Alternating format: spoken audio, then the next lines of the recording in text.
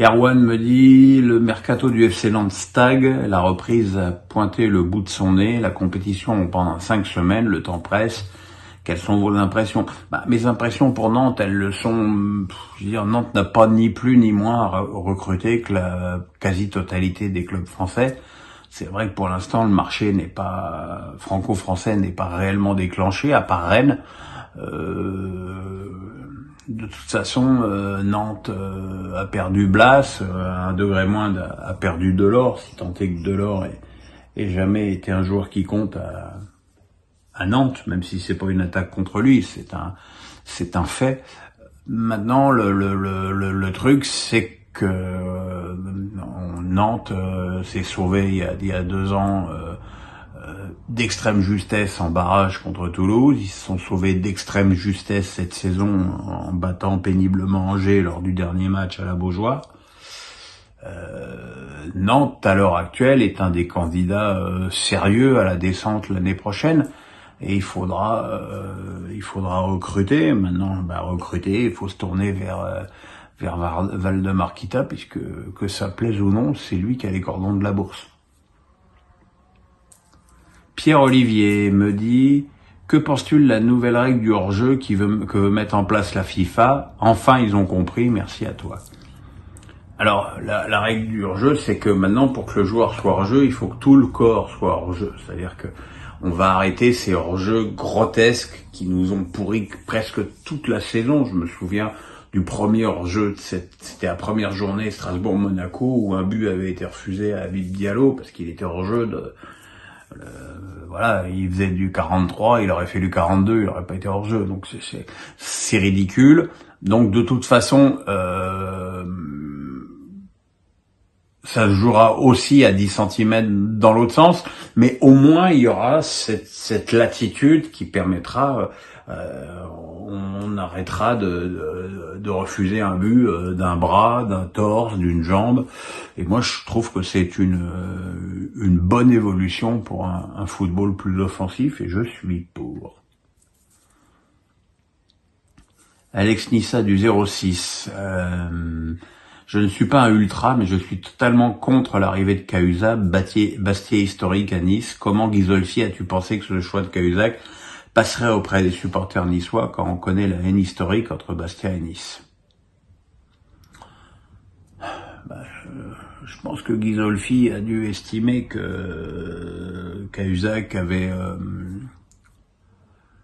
des qualités de technicien qui apportaient un plus au club. Maintenant, moi, je suis toujours extrêmement réfractaire au concept des supporters qui décident qui doit ou pas arriver dans un club. C'est la même chose avec Hernandez au PSG, tout ça parce qu'il a dit allez l'OM à Thauvin sur un follow back.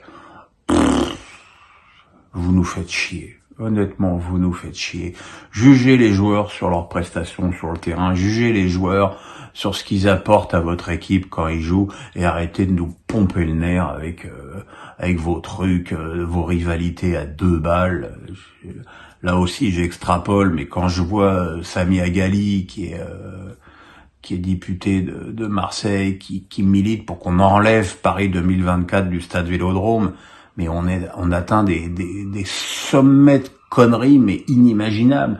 Je rappelle quand même que la voile des Jeux Olympiques de Paris 2024 a lieu à Marseille. Donc dans ce cas-là, on fait pas la voile à Marseille, puisque si c'est une telle insulte au peuple marseillais, qui est le logo de Paris 2024, je veux dire, voilà, il faut arrêter de nous faire chier avec tout ça, vraiment, vraiment. Alors, Alexis Vendroir. Vendère. Bon.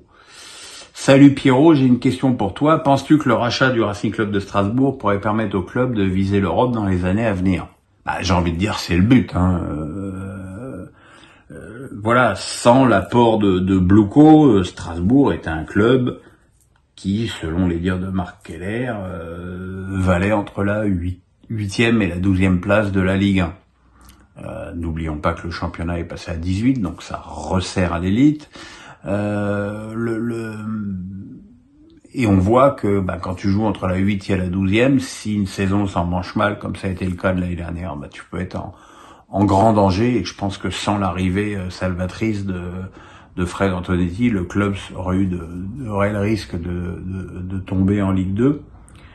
Donc il est évident que l'apport financier des Américains de Blueco va permettre au club d'avoir d'autres ambitions. On le voit, ne serait-ce qu'avec le club qui se positionne sur Silla, qui est un super défenseur de Bruges. Après, il y a des dossiers aussi avec des joueurs de Strasbourg qui sont demandés, comme Diarra, Diallo, Bellegarde, Doucouré, ce qui prouve que l'effectif d'ailleurs était pas si nul que ça d'ailleurs. Voilà, maintenant il faut pareil, c'est comme tous les autres clubs, il faut attendre le recrutement. Tom Bu me dit: que penses-tu de l'analyse de Romain Molina sur les transferts, comme quoi tant que les gros ne font rien, les petits non plus? Il n'y a pas besoin d'une analyse, et encore moins d'une analyse de Romain Molina. Pour ça a toujours été le cas. Et quelque part, c'est logique, hein. Ce sont ceux qui ont de l'argent, qui mettent de l'argent en circulation. Voilà, c'est sûr que, par exemple, le fait que Rennes achète Le Fait à Lorient, ça donne plus de moyens à Lorient. Peut-être que si Strasbourg vend très bien un de ses joueurs, je sais pas s'ils vendent 20 millions Diallo, ça leur permettra de mettre 20 millions de plus dans le recrutement. Ça a toujours été comme ça. Maintenant, voilà, pour l'instant, ça bouge pas beaucoup. Et ça bouge pas beaucoup nulle part d'ailleurs. Donc attendons, il faut encore une fois, on est que le 10 juillet, la reprise c'est dans plus d'un mois. À la fin du mercato, c'est fin août, donc il y a vraiment le temps avant de tirer des conclusions optimistes ou alarmistes. Bon plan mercato OM me dit: quels sont tes projets pour l'avenir et ne tu penses pas revenir dans le monde du foot, dans une chaîne ou même une radio comme consultant? Merci. Alors déjà, je pense à rien. Vous voyez, moi, depuis le 26 avril, je vis à La Baule et j'y suis incroyablement heureux et serein. Honnêtement, financièrement, j'ai besoin de rien. En plus du fait d'avoir eu le malheur de perdre ma maman il y a 4 mois, il est évident que son décès m'apporte une ressource financière sur laquelle je ne comptais pas.